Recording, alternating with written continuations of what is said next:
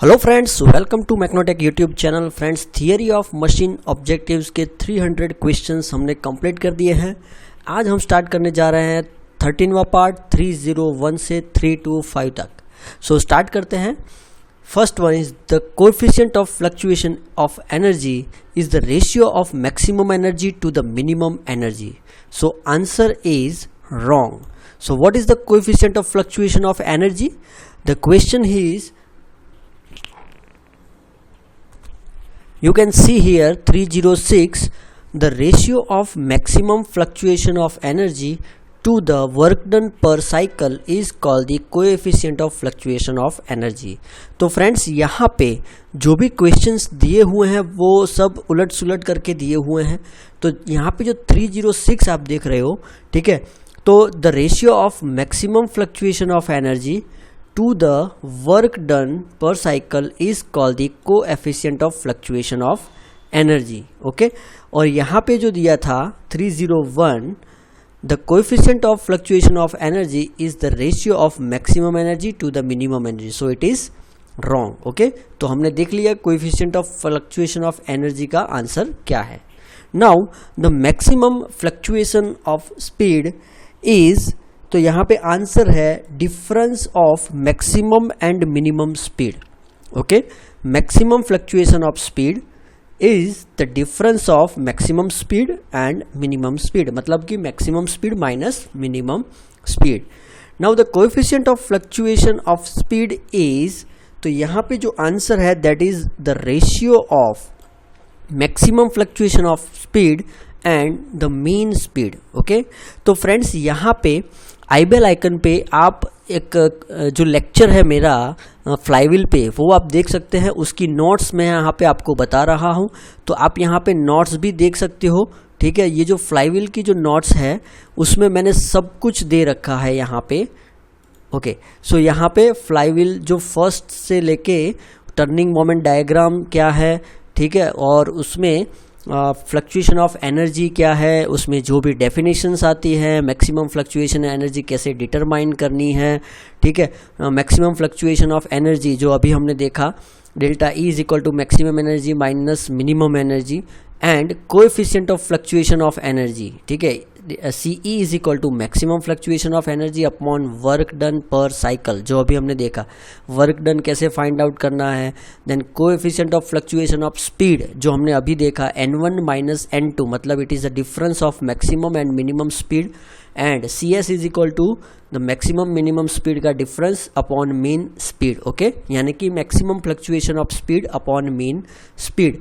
तो फ्रेंड्स, ये सब इक्वेशन जो है वो आई बेल आइकन पे जाके जो मेरा लेक्चर है वो आप देख सकते हो। सेम यही नोट्स में वो लेक्चर आपको मिलेगा। ठीक है, उसके बाद आप अगर ये एक रिफ़र करोगे तो आपको बहुत ही अच्छा रहेगा। ठीक है, चलो अब चलते हैं यहाँ पे। Okay, now in a turning moment diagram, the variation of energy above and below the mean resisting torque line is called, तो यहाँ पे इस तरह से मीन रेजिस्टिंग टॉर्क लाइन रहती है जो मैंने आपको ऑलरेडी बता दिया है। ठीक है, ये मीन रेजिस्टिंग टॉर्क लाइन है। तो यहाँ पे ऊपर और नीचे जो भी यहाँ पे हो रहा है that is called the fluctuation of energy. So यहाँ पे जो आंसर होगा 304 का वो होगा A. Okay, then which of the following statement is wrong, ये तीनों में से कौन सा स्टेटमेंट रॉन्ग है? The difference between maximum and minimum energy is called the maximum fluctuation of energy. So this is the right answer. Okay, तो आप confuse मत होना, maximum fluctuation of energy and coefficient of fluctuation of energy, maximum fluctuation of speed and coefficient of fluctuation of speed. तो ये चार जो term है उसमें आप कंफ्यूज मत होना, वो थियरी देख लेना। ठीक है, the coefficient of fluctuation of speed is the ratio of maximum fluctuation of speed to the mean speed. तो लास्ट यही आया था। Now the variation of energy above and below the mean resisting torque line is known as a fluctuation of energy, मतलब तीनों right है, यहाँ पे कोई भी रॉन्ग नहीं है, यानी कि answer is none of the above. उसके बाद the ratio of maximum fluctuation of energy to the work done per cycle, यानी कि ये भी मैंने आपको सबसे पहला जो था वो यही बताया था कि 406 का जो आंसर है that is C, coefficient of fluctuation of energy. Now the ratio of maximum fluctuation of speed to the mean speed, तो अगेन ये आ गया coefficient of fluctuation of speed, तो 407 का जो आंसर है दैट इज सी। ओके, उसके बाद next is 408, the maximum fluctuation of energy in a flywheel is equal to. तो फ्रेंड्स मैंने ये थियरी पूरी डिराइव की है, ठीक है, आप देख लेना। तो आई ओमेगा ओमेगा 1 माइनस ओमेगा 2 ये तीनों इक्वेशन जो है वो सेम थियरी में आएंगे 1 बाय 1। ओके, यानी कि इसका जो आंसर है that is D.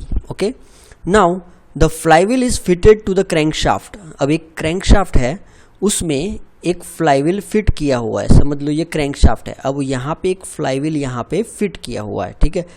engine having of the engine having W as the amount of indicated work per revolution and permissible limit of coefficient of fluctuation of energy and speed is CE and CS respectively. The kinetic energy of flywheel is given by, तो यहाँ पे जो kinetic energy होगी वो क्या होगी, तो यहाँ पे चलो हम जस्ट अ मिनट। ओके, सो यहाँ पे हम देख लेते हैं उसका सॉल्यूशन क्या है। तो यहाँ पे 309 जो है coefficient of fluctuation of energy CE is equal to 2ECS। Okay, maximum fluctuation of energy delta E upon work done per cycle, यानी कि 2ECS।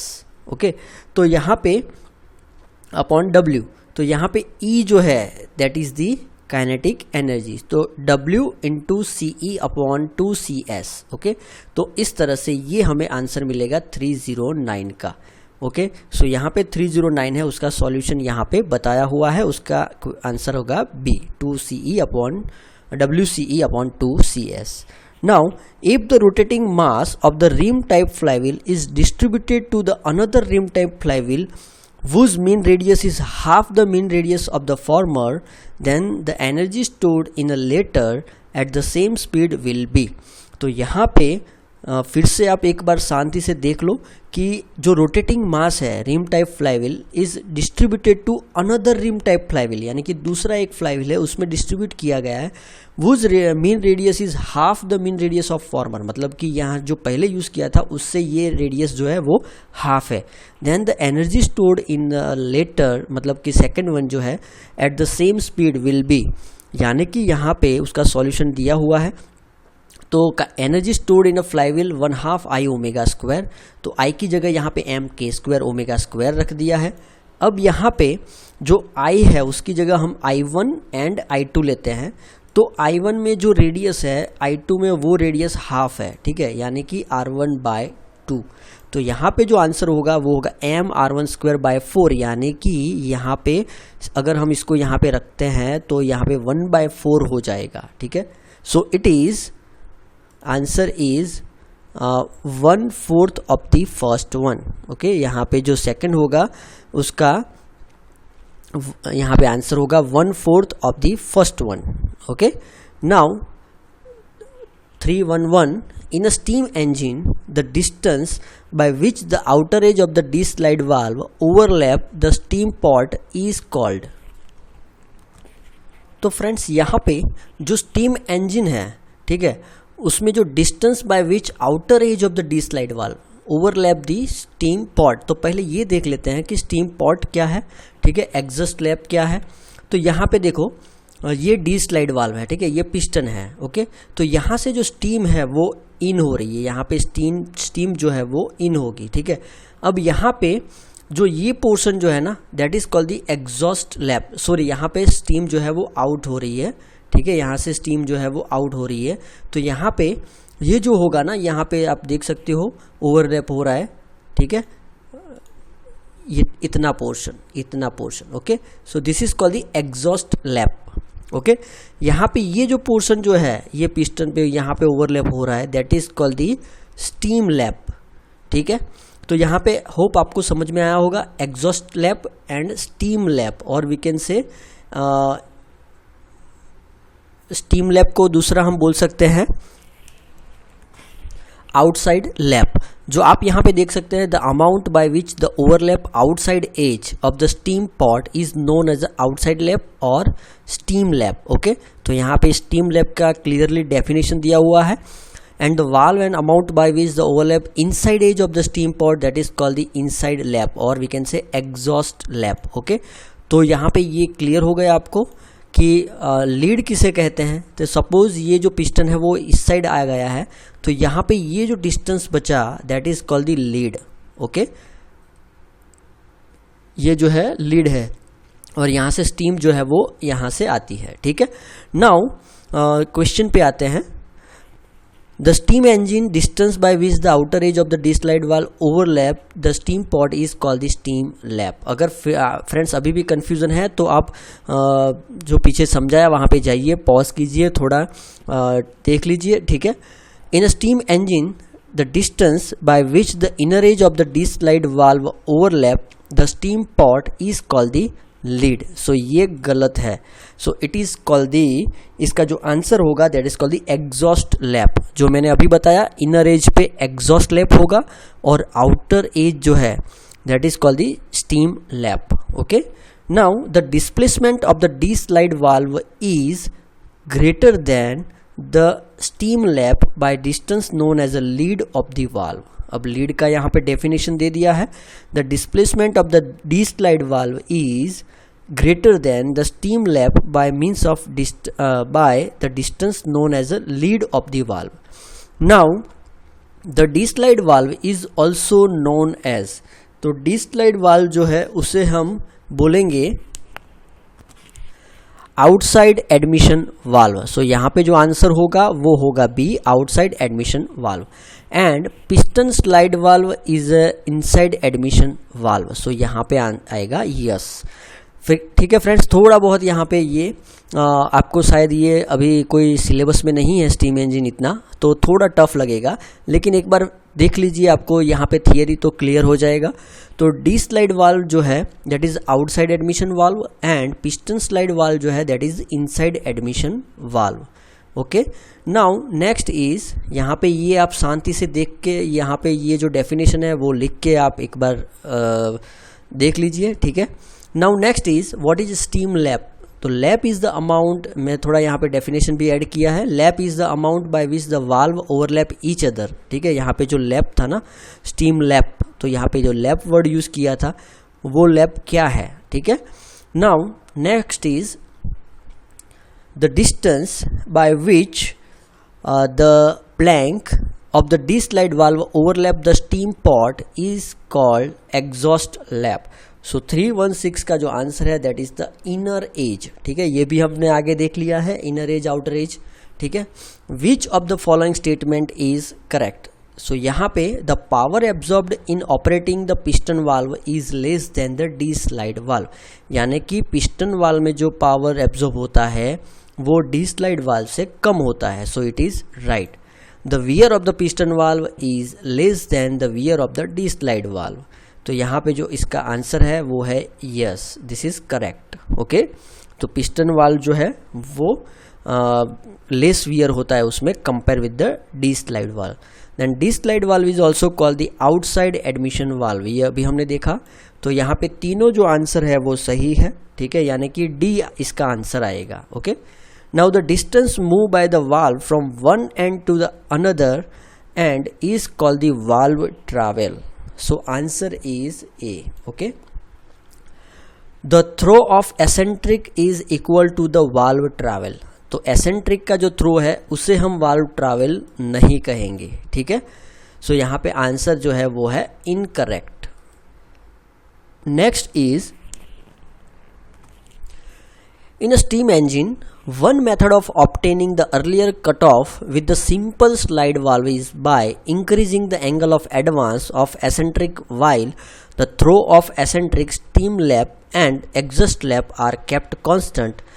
this method will, तो इसका जो आंसर है वो है reduce the length of effective stroke। Okay, so इसका जो आंसर होगा वो होगा okay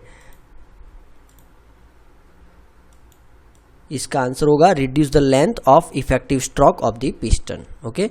Now next is, in a steam engine the earlier cutoff via the simple slide valve may be obtained by increasing the angle of advance of the eccentric but reducing the throw of eccentric and keeping the steam lap and exhaust lap constant. The method will cause the withdrawing और throttling the steam. सो इसका जो answer है that is a. आप इसको दोनों को compare कर सकते हो, यहाँ पे ऑलमोस्ट सेम क्वेश्चन है. ठीक है. So in a steam engine the earlier cut off with the simple slide valve may obtain by increasing the angle lap and the angle of advance of the eccentric but keeping the constant of travel and lead of the valve. This method will, so 322 का जो answer है that is reduce the maximum opening of port of the steam. Okay, so because of this we can reduce the maximum opening of the port to steam. Okay, now next is,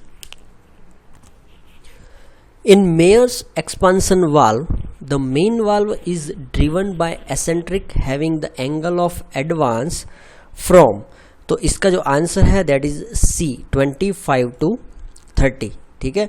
तो यहाँ पे जो angle of advance जो रहता है Meyer expansion valve में, main valve is driven by eccentric. So जो angle of advance that is 25 degree to 30 degree. So 323 का आंसर जो है वो है सी. ओके.